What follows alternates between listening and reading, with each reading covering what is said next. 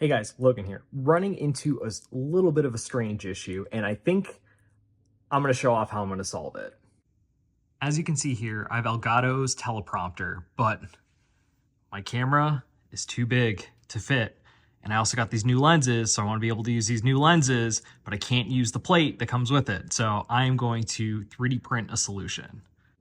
Now look, I know some of you might be saying, just buy a new lens. But listen, lenses are expensive. I don't want to buy a new lens. And I think I can solve this problem with 3D printing alone. So let's go ahead and start measuring.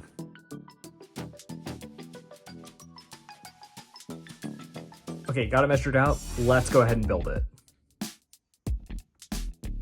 All right, design is done. Let's go ahead and print it out.